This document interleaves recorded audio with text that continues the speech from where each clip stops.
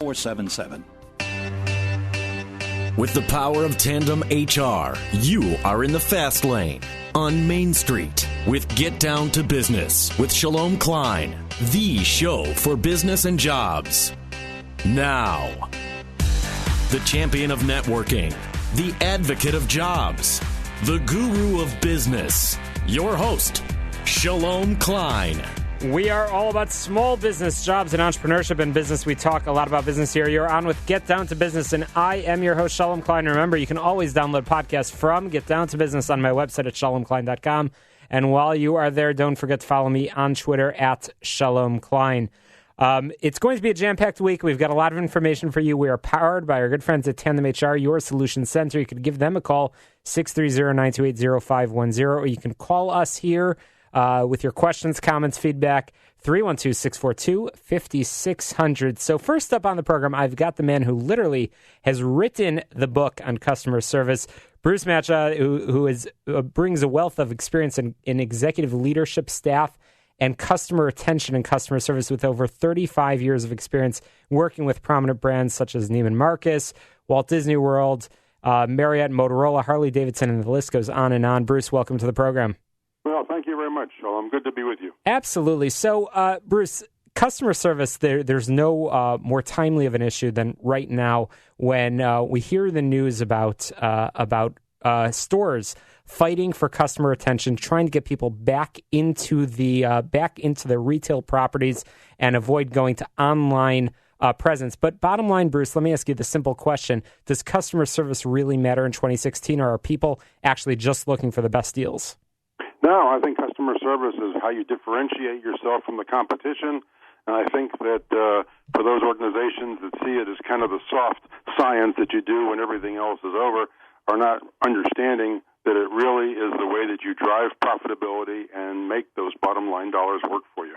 And companies are starting to plan ahead. Hopefully, they've already planned ahead into 2017, but even looking into 2018. And I'm going to want to talk a little bit about strategic planning with you. But before we get there, you've literally written the book, as I mentioned earlier, called Becoming a Customer Service Star, which was initially designed for Walt Disney World. And you've sold over 250,000 copies. Bruce, tell us a tidbit of some of the secrets that you share in becoming a customer service star that even small business owners, entrepreneurs can put into practice when they go to work tomorrow morning. Almost 20 years ago, I had the opportunity of engaging with Walt Disney World and writing Becoming a Customer Service Star.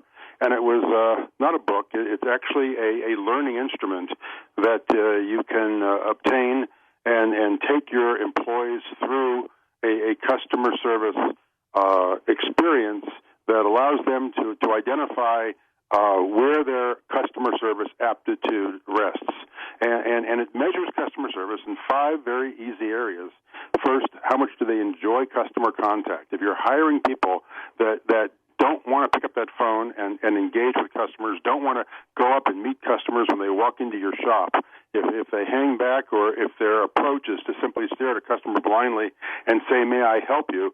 they're not looking at the customer as a relationship opportunity. They're looking at it as a transaction.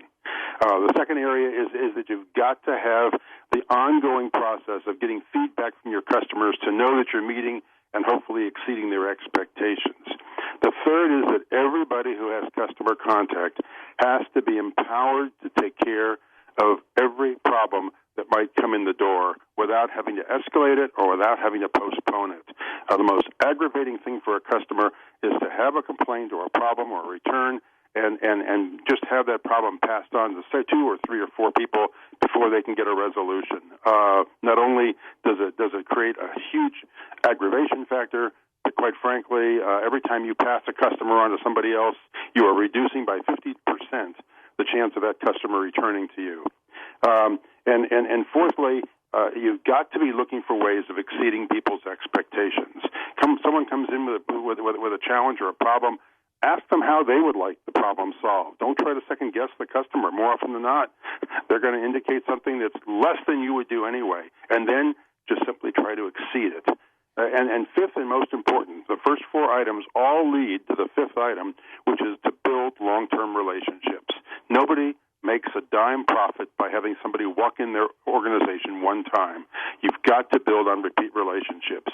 And everything that you and your folks do to try to build a relationship that someone wants to come back is really the essence of customer service.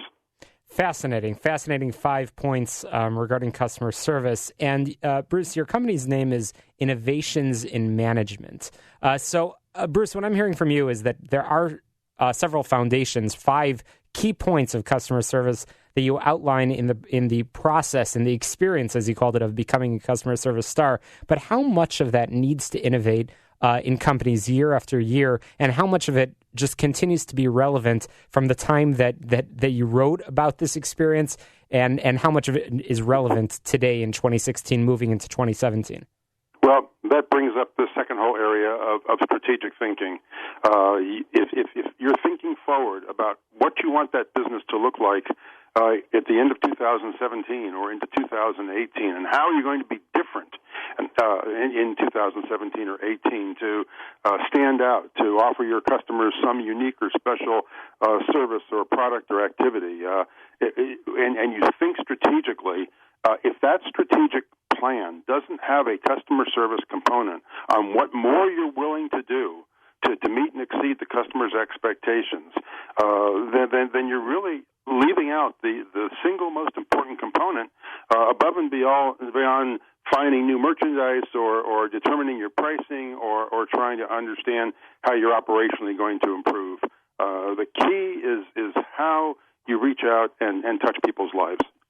Absolutely fascinating. And I know that there are several areas that you've been particularly focused on, including you've started creating this concept for physician mentoring. But along with that is something that I talk about a lot on this program, about leadership mentoring, and I know that you know a thing or two about that.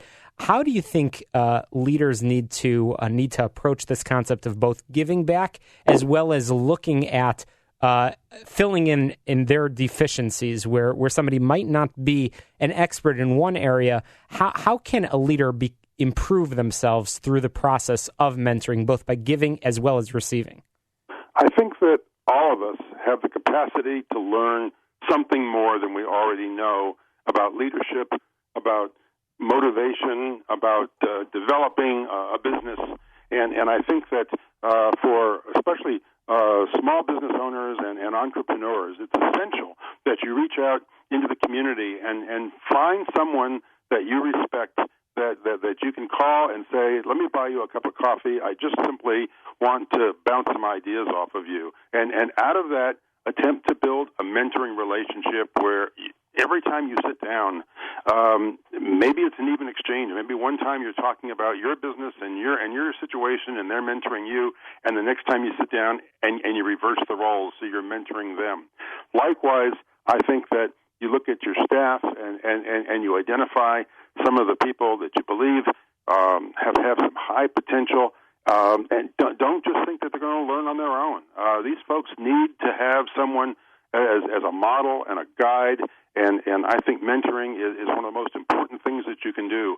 When I was first out of college and assigned to Carswell Air Force Base in Fort Worth, Texas, the Air Force encouraged all the young officers to get involved in the community, and I was fortunate enough to get involved with Big Brothers of America and had 2 youngsters who were fatherless that I was able to spend time with. I maintained about a 20-year relationship with those guys as they were growing up, and they always talked about how our time together was not only just simply fun to have something to do or go out and play ball or go shopping, but the fact that there was someone that they could identify with. I would look back at my own career and tell you that there's 3 or 4 people that have had an amazing influence in my life and in my success and in my development as a leader. And I think that it's very incumbent upon all of us to pass it on. Absolutely. Well, fascinating insight, and my own commentary would be that in this day and age, there are so many great tools that are available for even small business owners to to make sure that you are collecting feedback on customer experience and employee experience as well. You can't underestimate that piece as well. So, Bruce, we appreciate your insight, but I want to make sure our listeners can find you on the web. I know you're a prominent public speaker, and people will likely have questions and perhaps want to continue the conversation. What's the best way for our listeners to get a hold of you? Well, if they're interested in getting a copy of Becoming a Customer Service Star, they need to simply go online to the publisher. That's hrdq.com, and look up Becoming a Customer Service Star. It sells for less than $20 a copy for each of your employees, and you can run a fabulous customer service program in your organizations without having to sit up at night and write an entire course.